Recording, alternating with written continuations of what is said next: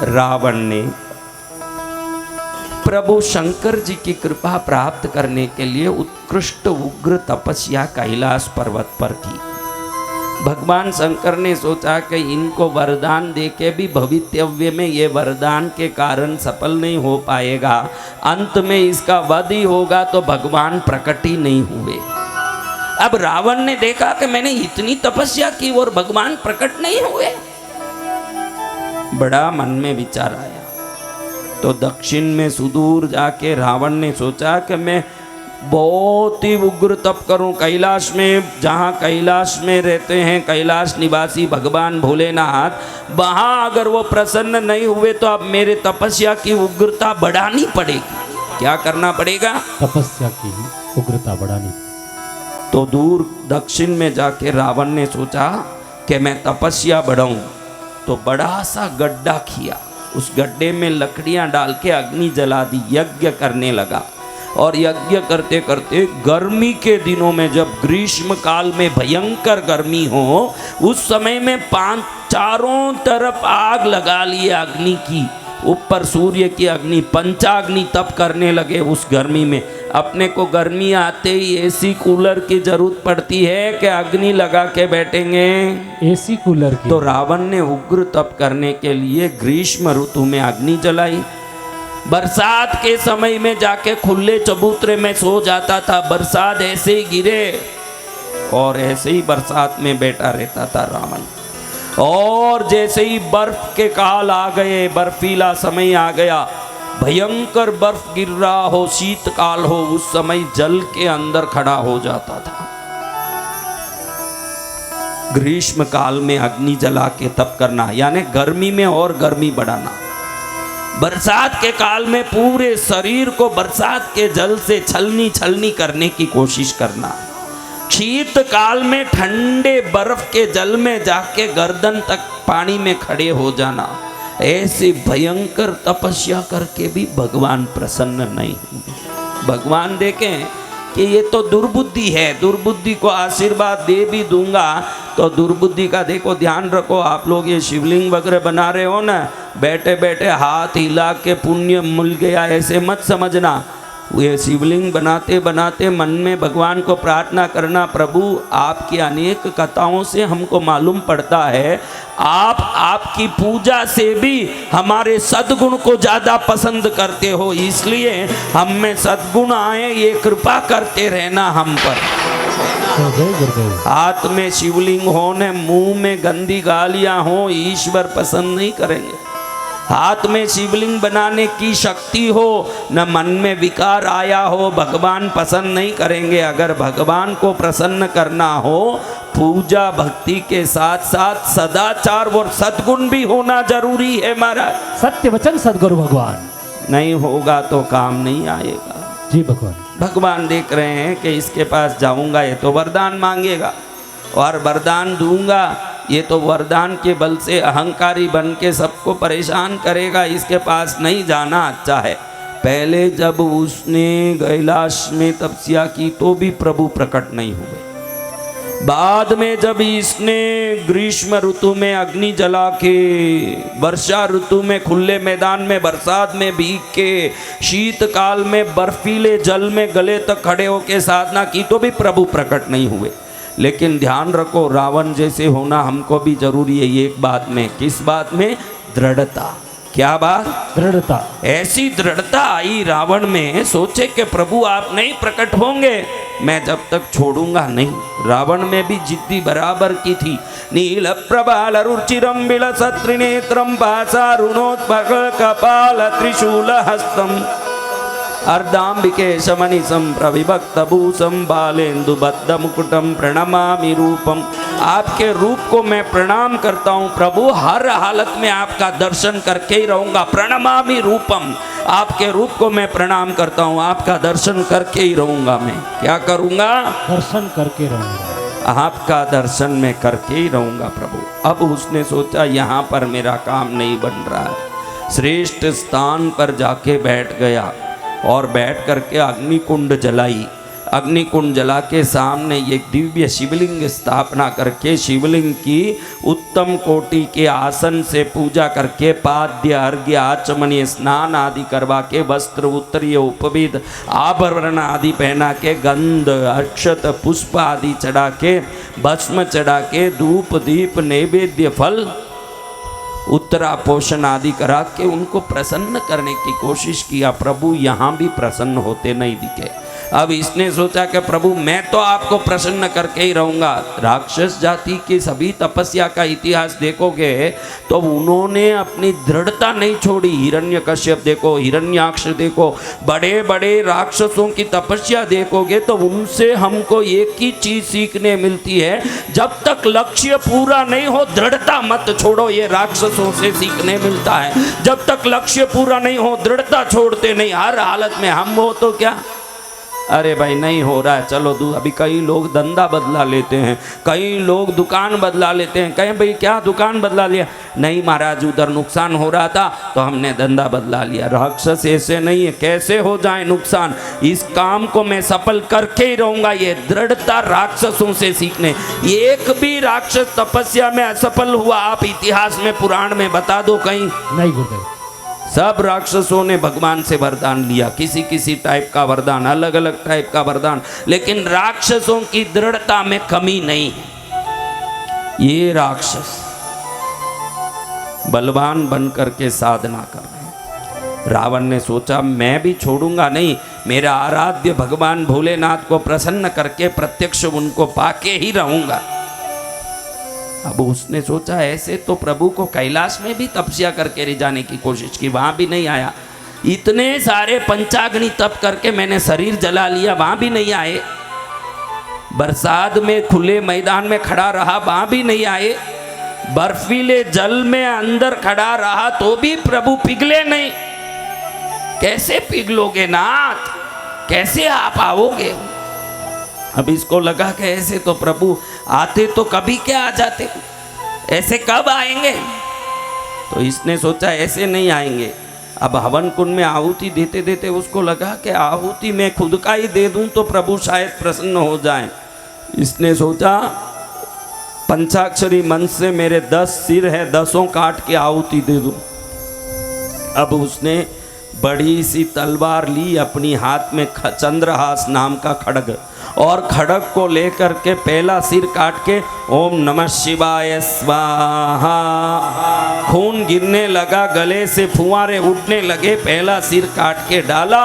प्रभु का सिंहासन कंपायमान होने लगा कैलाश में। भगवान ने देखा कि इधर दक्षिण में बैठ के रावण अपना सिर काट के मुझे आहुति दे रहा है। रावण ने थोड़ा भी हिचकिचाए बगैर पहला सिर कटा। देखो अपना उंगली थोड़े से कहीं ब्लेड से चक्कू से थोड़ा चीरा आ जाए तो कैसे भाई दर्द आए, हाँ हाँ चिल्लाएं। देखो इनसे ये सीखो, भक्ति करते समय भक्ति का फल न मिले जब तक विचलित नहीं हो, ये गुण आ जाए वो भक्तों का गुण।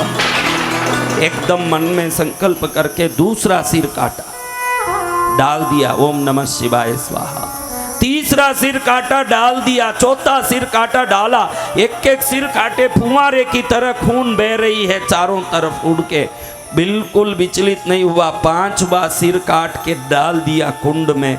जिस कुंडों में समीदा डाली जाती है, जिस कुंडों में हवन सामग्री डाली जाती है, घी डाला जाता है, उत्तम प्रकार के चंदन आदि काष्ठ डाले जाते हैं, उस कुंड में रावण भगवान शंकर को प्रसन्न करने के लिए खुद के सिर काट काट के डाल रहा। जय जय गुरुदेव।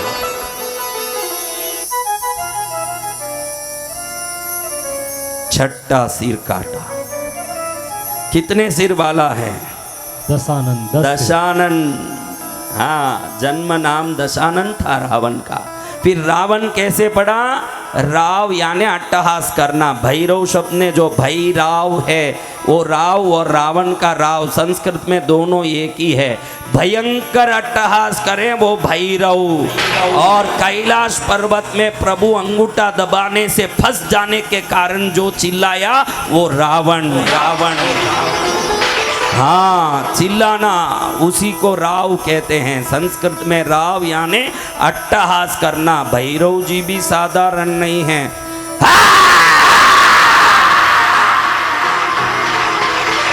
जो भयंकर अट्टहास करें वो कौन है? भैरव जी। हाँ, वैसे ही भयंकर चिल्लाया रावण नीचे जाके कैलाश पर्वत। अभी देखो वो कहानी आगे ही आ रही है, इसलिए वो अब बोलना नहीं है, अभी सुनते जाओ आप। अब भैरव जी की महिमा को हमने सुना तो शंकर जी की महिमा सुनी जैसी है, क्योंकि दोनों एक ही रूप हैं। इधर देखो रावण ने 8वां सिर भी काट दिया। सोचा कि अब तो प्रभु प्रकट होंगे मेरे सामने, क्योंकि पहले से ही तपस्या कर कर के शंकर के नाम का तरंग चारों ब्रह्मांड में जो रावण ने फैलाया, उसको संदेह नहीं था कि मेरी तपस्या का ज्ञान तो भगवान को है। ऐसा नहीं कि भगवान को मालूम नहीं है कि मैं तपस्या कर रहा हूं, भगवान को मालूम है किसी कारण से नहीं आ रहे हैं, किसी कारण से मेरे सामने प्रकट नहीं हो रहे हैं। वो कोई भी कारण हो, मैं प्रकट करके ही रहूंगा। 9वां सिर काट दिया। क्या कर दिया? 9वां सर का। बच्चा कितने सिर हैं अभी? 1। सोचता है कि जाने दो, अभी लक्ष्य प्राप्ति नहीं हो और जिए, उससे अच्छा है कि शरीर को ही त्याग दें। पाए तो लक्ष्य को प्राप्त करें, नहीं तो भोलेनाथ को प्राप्त करें। ऐसा शरीर नहीं चाहिए जिससे भोलानाथ का दर्शन नहीं होता हो। तो 10वें सिर को काटने के लिए खुद ने ही खुद की शिका पकड़ी और तलवार ऐसे करने लगा, और उसी समय भगवान देखे कि अब तो ये 10वां सिर भी काट लेगा। इसकी कैलाश में की हुई तपस्या, इसकी दक्षिण में शीतकाल, ग्रीष्म काल, वर्षा काल में की हुई तपस्या, आज ये इतने सिर काट के की हुई तपस्या का फल तो मुझे देना ही पड़ेगा, क्योंकि हर क्रिया का निश्चित प्रतिक्रिया होती है, तो प्रतिक्रिया देनी ही पड़ेगी। जब 10वां सिर काटने के लिए वो तत्पर हुआ, भोलेनाथ सामने प्रकट हुए। दशानन लंकेश रावण के सामने भगवान प्रकट हुए। कहते हैं रावण, 9 गलों में से फुंवारा निकल रहा खून का, फिर भी तू चिंता नहीं किया। तूने कैलाश में तपस्या की, विभिन्न स्थानों में ग्रीष्म वर्षा शीतकाल में तपस्या की, लेकिन तेरे ये सिर अर्पण की भक्ति से मैं अत्यंत प्रसन्न हुआ हूँ। ऐसे ही प्रभु ने हाथ किया तो यज्ञ कुंड में जले हुए सभी सिर बाहर निकल गए और पुनर्पूर्ववत बन के इसके गले में लग गए। 10 सिर वापस प्राप्त कर लिया रावण ने, और प्रभु ने प्रसन्न होकर के आशीर्वाद दिया। क्या मांगना है मांगो। प्रभु इस शिवलिंग में आप स्थापित हो जाइए। किसमें स्थापित होना? शिवलिंग में। जो शिवलिंग में वो पूजा कर रहा था, वो शिवलिंग दिखा के बोल रहा है कि इसमें आप स्थापित हो जाइए, शाश्वत रूप से स्थापित हो जाइए, आपको यहीं रहना।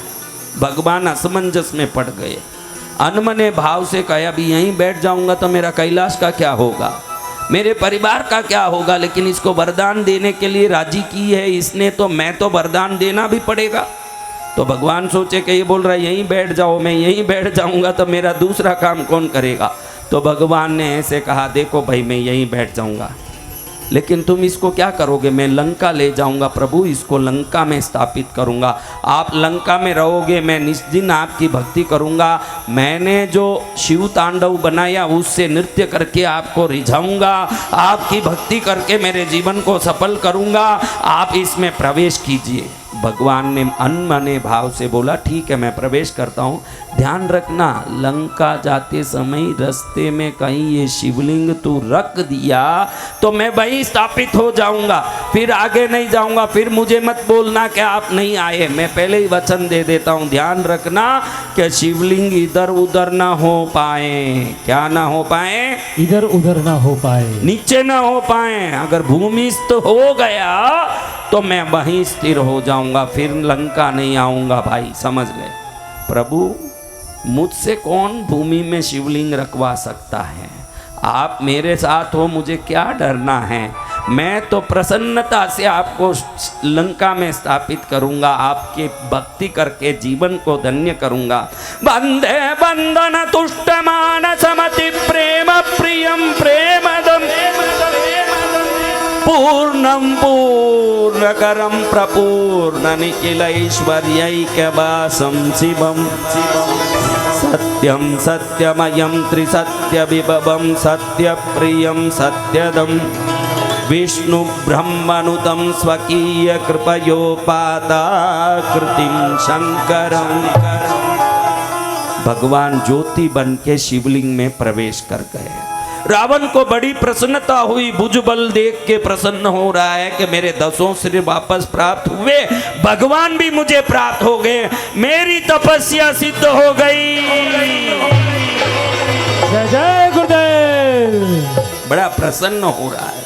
शिवलिंग को उठाया, सिर पर रखा, बोलता है मेरे सिर को सदा सजा के लिए सजाते रहना प्रभु, मेरे सिर पर आपकी कृपा बनी रहे, मैं रावण लंकेश यही चाहता हूँ। सिर पर लेके गया, इधर देवता देख रहे हैं कि अगर ये लंका में स्थापित कर दिया भगवान को तो परम हत्याचारी बन जाएगा ये, और चारों तरफ परेशान करेगा। सबने मिलके गणेश जी को प्रार्थना किया कि प्रभु कुछ करो, नहीं तो ये भोलेनाथ लंका में जाके बैठ जाएंगे, फिर हम कहीं के नहीं रहेंगे, ये रावण में बल करोड़ गुना बढ़ जाएगा।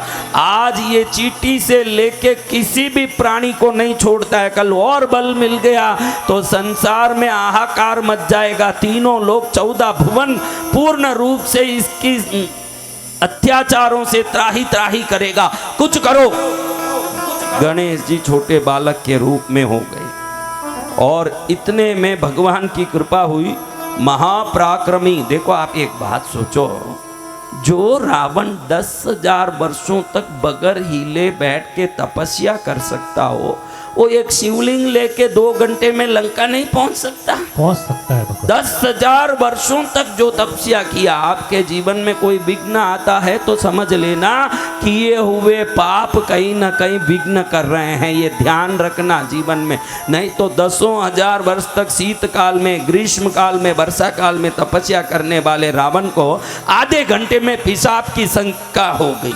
क्या हो गई? पेशाब की शंका। जो अपने मल मूत्र को रोक करके, भोजन को रोक करके, जल श्वास सबको अवरुद्ध करके कुंभक अवस्था में 10-10 हजार वर्ष तक कैलाश में शंकर जी को रिझाने जो बैठा था, क्या घंटा 2 घंटा बैठ नहीं सकता? जो 10,000 वर्ष बैठ सकता, कहाँ 10,000 वर्ष और कहाँ 2 घंटे? सोचा, लेकिन आधे घंटे में पेशाब लग गई। सोचता है मन में कि मेरे को पेशाब लग रही है, मैं तो 10,000 वर्ष बैठता हूँ, मुझे ना तो लघु शंका होती है, ना कोई बड़ी शंका होती है, ना भूख लगती है, मैं तो इंद्रिय विजेता हूँ, फिर मेरे को ऐसे कैसे हो रहा है? लेकिन 1000 कोशिश करें वो लघु शंका रोक नहीं पाया। देखे कि नीचे रखूंगा शिवलिंग तो क्या होगा? स्थापित हो जाएगा, वहीं स्थापित हो जाएंगे प्रभु। अब क्या करूं? इसी समय गणेश जी एक छोटे बालक के ग्वाले के रूप में वहाँ गाय लेके और ऐसे घूम रहे हैं। उनको देखते ही लगे रावण को कि इनको दे दूंगा, 2 मिनट पकड़ के रखें, झटपट निवृत्त हो करके वापस ले लूंगा। बेटा मेरा एक काम करेगा? बोलो महाराज क्या काम है? ये शिवलिंग पकड़ के रखेगा? बहुत वजनदार दिख रही महाराज, मुझे क्यों पकड़ने बोलते हो? मैं छोटा बच्चा हूँ, इतना बड़ा शिवलिंग कैसे पकड़ूंगा? अरे बेटा मुझे वो नीचे नहीं रखना है, अगर नीचे रखूंगा तो आपत्ति आ जाएगी। थोड़ी देर तू पकड़, 2 मिनट में लघु शंका करके मैं वापस ले लूंगा। देखो महाराज, मैं छोटा उम्र का लड़का हूँ, आप ज़्यादा देर तक मेरे को पकड़ने बोलोगे, मैं नहीं पकड़ा, अगर वो बाहर में सहन नहीं कर पाया तो मैं नीचे रख दूंगा, बाद में मुझे मत पूछना, मुझे मत बोलना कि मैं नीचे रख दिया। अरे बेटा एक क्षण का काम है मेरा, क्षण भर में सब निवृत्ति हो जाएगी मेरी, तू पकड़ ले। अब गणेश जी शिव शिव शिव शिव करते वो शिवलिंग उठा लिए। अब शिवलिंग ले लिए, इधर वो वहाँ जाके एक कोने में बैठा जहाँ पर पे लघु शंका करना है। ये लघु शंका करे, इतने में बार बहुत हो गया हो, ऐसे गणेश जी ऐसे ऐसे करके, हाँ वजन झेल नहीं पा रहा हूँ, बहुत परेशानी, जल्दी आ ऐसे करने लगे। वो बेचारा करेगा, जल छोड़ेगा तब आएगा ना। इतने में गणेश जी ने रख दिया नीचे से। अरे भाई मेरे से वजन नहीं उठाया गया, मैं क्या करूं भाई, मैं तो रख दिया। आके रावण ने अपने 10 भुजाओं के बल लगा लिए, पूरे शरीर के बल लगा लिए, पूरी बल लगा ली, लेकिन जो हिले नहीं तो हिले नहीं। जो कैलाश पर्वत को हिला सका और उखाड़ सका, वो रावण ये छोटे से शिवलिंग को नहीं हिला सका। वहीं रह गई शिवलिंग। अब बहुत रोया, विलाप किया, लेकिन होनी होकर रहती थी। जी भगवान। तो होनी होकर रहनी थी, तो उस होनी के कारण वहीं स्थापित हो गए भगवान। अब रावण बहुत रोए तो भगवान प्रकट हुए। क्यों रावण बोला ना कि नीचे मत रखना, क्यों रखा? प्रभु 10,000 वर्ष तक मैंने लघु शंका, कोई प्रकार के भूख प्यास बगैर तपस्याएं की है, लेकिन जब ये लिंग लेके आया घंटे भर में शंका होने लगी। प्रभु मैं ये कुछ करने गया, इतने में ये बच्चा नीचे रख दिया ना, गायब भी हो गया। ये लड़का कहाँ भागा, मेरे को दिख भी नहीं रहा, मैं क्या करूं? ये शिवलिंग तो मैं उठा भी नहीं पा रहा हूं। इतने में सभी देवता वहां पर उपस्थित हो, सभी विष्णु, ब्रह्मा, नारद, इंद्र, चंद्र, कुबेर, वरुण, वायु, सभी देवता उपस्थित। सभी देवता कहते हैं प्रभु आपने इसमें ज्योति रूप में प्रवेश किया, भले ही आप कहीं भी स्थापित हुए महाराज, लंका में नहीं हुए तो क्या, आपका ये ज्योतिर्मय लिंग ज्योतिर्लिंग के रूप में होना चाहिए। ये ज्योतिर्लिंग दुनिया का कल्याण करने वाला ज्योतिर्लिंग हो। जैसे एक लघु शंका नहीं करने के कारण ये परेशान हो गया रावण, वैसा कोई भी व्यक्ति शारीरिक बीमारी से, व्याधि उपाधि से परेशान नहीं होना चाहिए। आप सभी दुखी रोगी व्यक्तियों के लिए वैद्यनाथ के रूप में इस लिंग में निवास करें, ये आपको हम प्रार्थना करते हैं। भगवान ने प्रसन्न होकर सबको वरदान दिया, देवताओं आपकी इच्छा और रावण के मंगल के लिए मैं इस जगह में वैद्यनाथ ज्योतिर्लिंग के रूप में स्थापित रहूंगा। सभी ज्योतिर्लिंगों में ये ज्योतिर्लिंग वैद्यों का नाथ बन के मेरा ध्यान करने वालों के शारीरिक उपाधि आदि और व्याधि, मानसिक रोग से लेके बाल से पैर तक के 72,000 नाड़ियों में जिस भी प्रकार का रोग होगा सबको समाप्त करने वाला दिव्य दर्शन युक्त ये वैद्यनाथ ज्योतिर्लिंग बनेगा। इस ज्योतिर्लिंग के दर्शन करने वालों के मनोरोग, शारीरिक रोग और केशादि पाद पर्यंत, बाल से लेके पैर की उंगली तक के सभी बीमारी मुक्त होगी, क्योंकि इस ज्योतिर्लिंग की साधना विश्व की दुर्लभ दर्शन मानी जाएगी। भगवान ने वहाँ पर वैद्यनाथ ज्योतिर्लिंग के रूप में स्थापना पाई। क्या पाई? स्थापना पाई। तो बड़ा रावण खुश हुआ कि चलो मेरे द्वारा कहीं भी स्थापित हुए, लेकिन 12 ज्योतिर्लिंगों में ये एक ज्योतिर्लिंग मेरे द्वारा स्थापित ज्योतिर्लिंग मानी जाएगी। रावण प्रसन्न हो करके लंका पहुंच गया। अब लंका में ये आनंद से बैठ के शिव शिव भजन करें। नारद जी वहाँ पहुंच गए। नारद जी को लगा कि इसके पुण्य तो बढ़ते ही जा रहे हैं, इसका पुण्य बढ़ता ही जा रहा है, और इतना पुण्य हो गया क्योंकि 10 सिर काट के 9 सिर आहुति करने का पुण्य, शीतकाल, ग्रीष्म काल, वर्षा काल में तप करने का, कैलाश में तप करने का पुण्य, ज्योतिर्लिंग स्थापित करवाने का पुण्य, इस पुण्य से तो ये हरेगा ही नहीं किसी से, फिर इसका क्या अत्याचार बढ़ेगा, तो कैसे होगा? तो नारद ने उकसाया रावण को कि रावण तू सब कुछ किया, लेकिन प्रभु से कृपा प्राप्त करने के बाद भी प्रभु तुझ पर प्रसन्न है या नहीं, ये देखने के लिए जा कैलाश को उखाड़, प्रभु क्या करते हैं देखते हैं। ऐसे उसको उकसाया, वो भी नारद जी के बातों में आ गया, जाके सीधे कैलाश को उखाड़ने लगा। जैसे ही कैलाश उखाड़ा, भगवती पार्वती मैया घबरा गई। प्रभु ये देखो रावण ये दुष्ट अनाचारी है, आप इसको 1000 बल की शक्ति का वरदान दोगे तो भी ये कहाँ खाया वहीं छेद करेगा, इस पर कुछ करो प्रभु। भगवती ने भगवान को इशारा किया तो भगवान क्रुद्ध होकर के बोले, हे दुष्ट अनाचारी, तुझे कितने आशीर्वाद दिया, तू मेरा ही कैलाश उखाड़ने आया। जल्दी ही रघुकुल में एक ऐसा वीर उत्पन्न होगा जो तेरे अंत का कारण बनेगा, ये मैं कहता हूँ। भगवान ने भगवती के कहने पर गुस्से में आके वाणी निकाल दी मुंह से, और वो जो वचन निकला वो निकल के ही रहा। ऐसे ही कैलाश को उखाड़ने के कारण रावण अंत का स्वयं वचन प्राप्त किया। स्वयं के अंत के लिए स्वयं ही भगवान के मुख से दुर्वचन लेने वाला प्राणियों में रावण अग्रगण्य हुआ। इसलिए किसी भी प्रकार से रावण के कृत्य ने इस भारत के भूमंडल में वैद्यनाथ ज्योतिर्लिंग की स्थापना करवाई। किस ज्योतिर्लिंग की? वैद्यनाथ। ऐसे प्रभु वैद्यनाथ भगवान हमारे पुनित पावन धरती पर स्थापित हुए। हम भी वैद्यनाथ प्रभु को यहीं से बैठ करके दिल से प्रणाम करेंगे। हमारे मनोरोग, आत्म रोग, शारीरिक रोग, दुख के रोग, संकट के रोग, विभिन्न प्रकार के सभी विपत्तियों से मुक्त होके भगवान वैद्यनाथ की परम कृपा प्राप्त करेंगे। ऐसे भगवान वैद्यनाथ की जय जयकार करते हुए आज हमने भगवान वैद्यनाथ ज्योतिर्लिंग की दिव्य महात्म्य को सुना। आप लोग सुनते रहते हो, क्या करते हो? सुनते रहते। सुनते रहो। तो कितनी जगह कथा चलती है, कथाएं क्या कम चलती है? बहुत सारी जगह जगह कथा है। भारत भूमि में सुनने को महत्व दिया गया है। देखो, आप देखो मुसलमानों में जाओ, वहाँ खुद बोलेंगे, सब मिलके नमाज पढ़ेंगे, दूसरों का सुनते हैं क्या? खुद इकट्ठे होके अल्लाह अल्लाह, वहाँ बोलने की प्रथा। हमारे यहाँ सुनने की प्रथा है।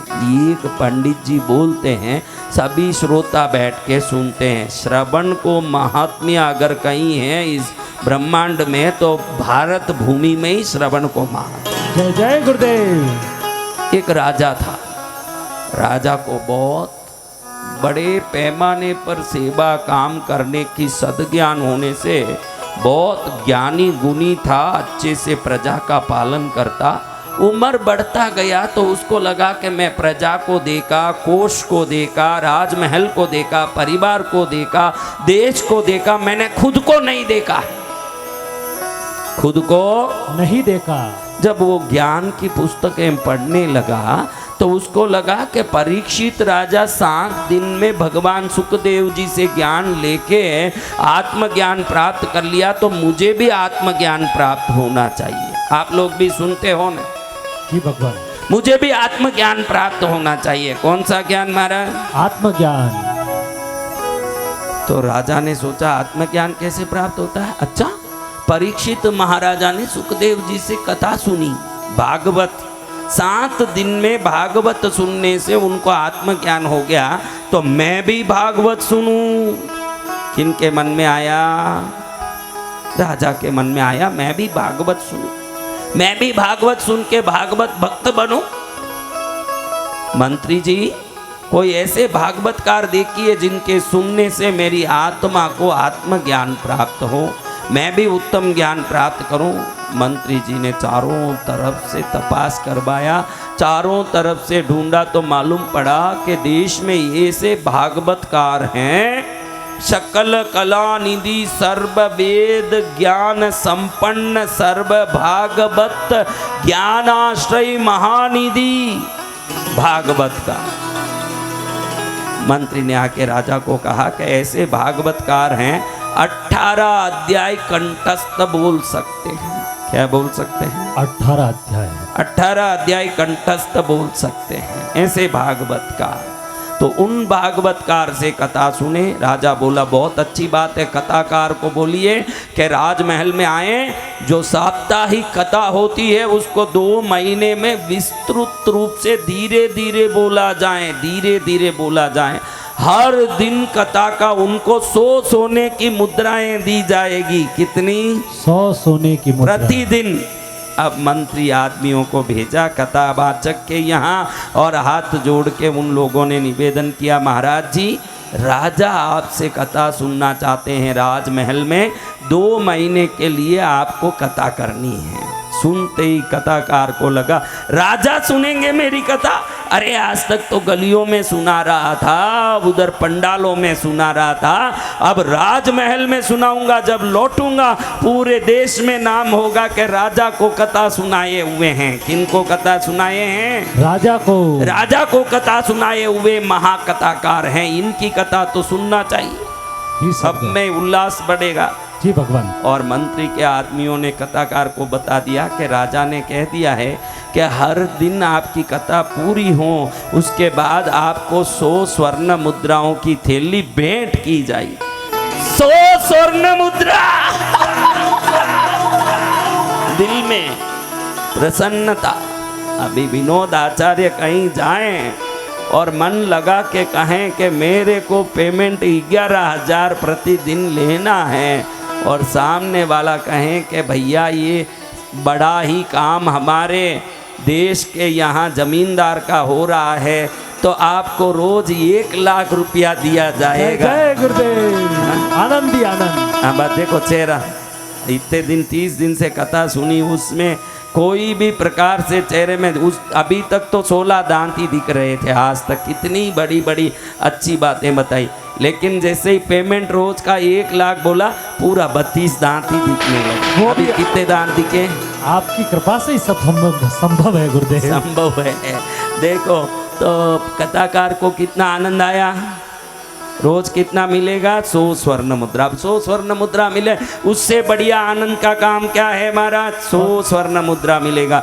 आज तक 7 दिन कथा करते थे ना, पूरा 7 दिन तो 5 मिलते थे, पूरा 7 दिन कथा करें, अंतिम दिन में एक नारियल और 5 सोने की मुद्रा लेके घर आते, उसमें ही पत्नी खुश हो जाती, क्योंकि दूसरे कथाकार को तो सोने की मुद्रा ही नहीं मिलती, तांबे के ही सिक्के मिलते। ये सबसे बड़े कथाकार थे, इसलिए इनको क्या मिला? सोने की मुद्रा। कितनी? 5। कितने दिन में? 7 दिन में 5। और यहाँ राजा कितना देगा?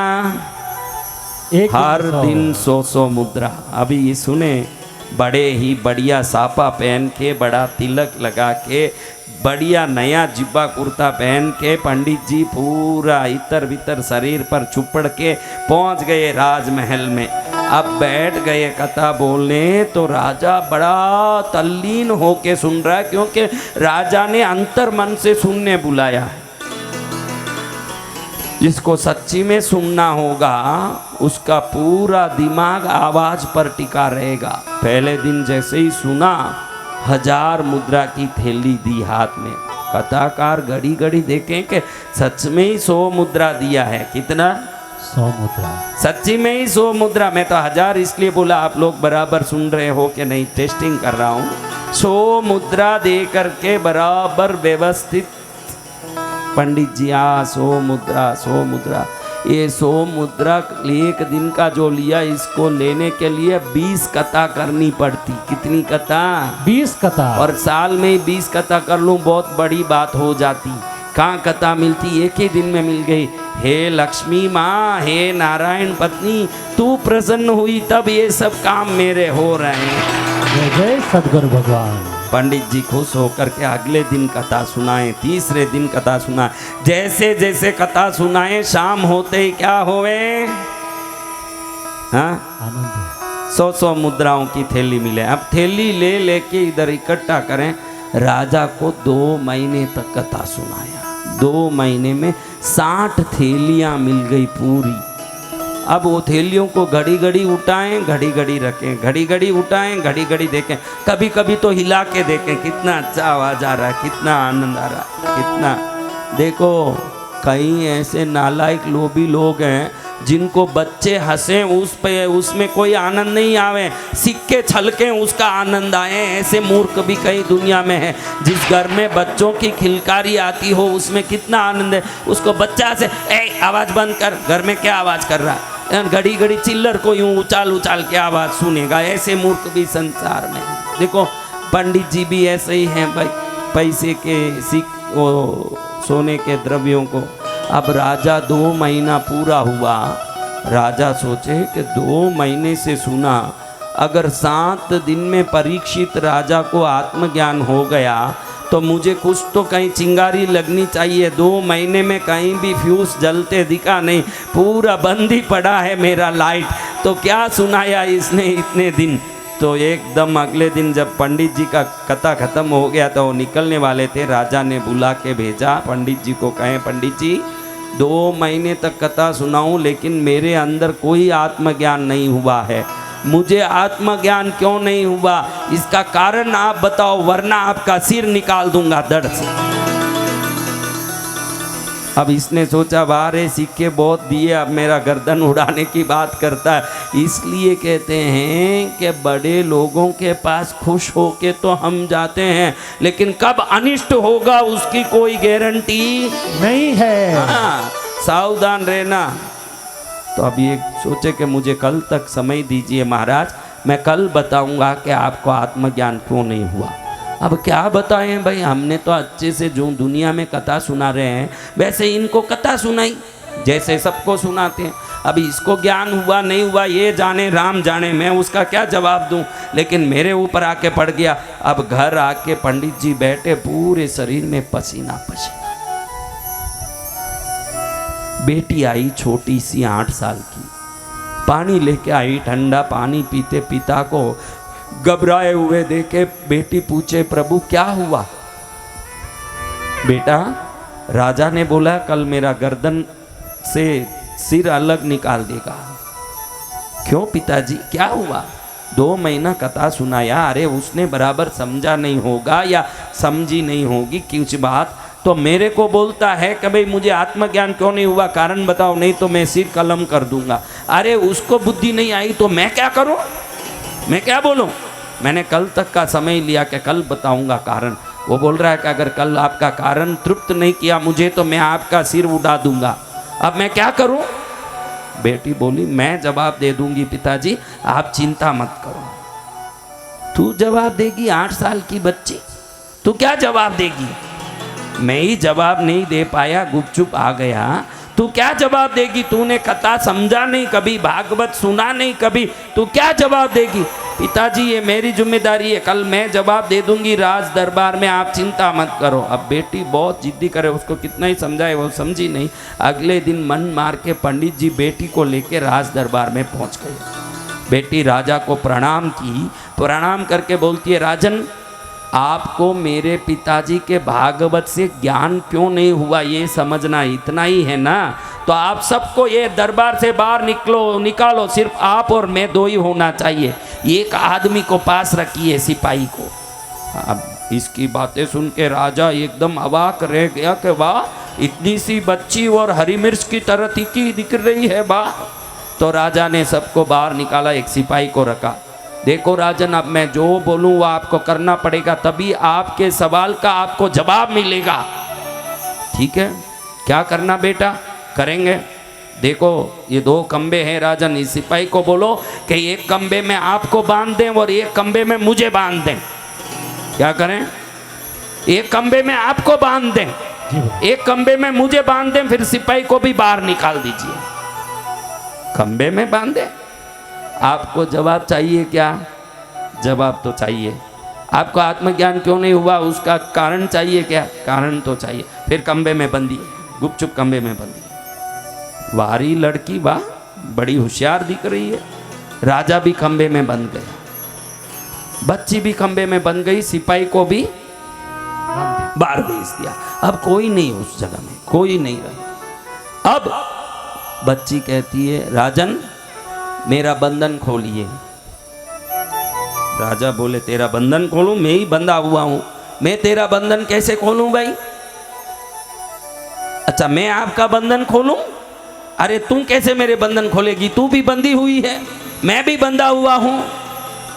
इतनी सी बात थी प्रभु जो समझाने के लिए मैंने आपको बंधवाया, गलत मत समझिएगा।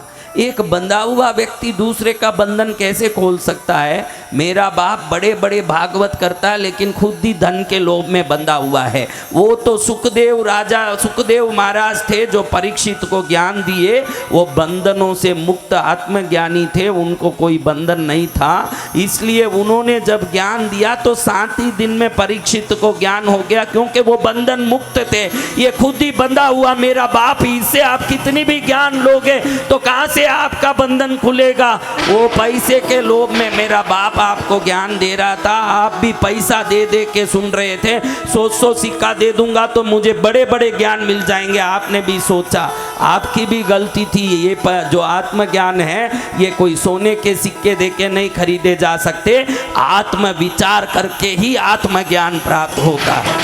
और हमारा बाप भी ऐसा ही था, पैसा ले लेके वो ज्ञान देने की कोशिश करता है।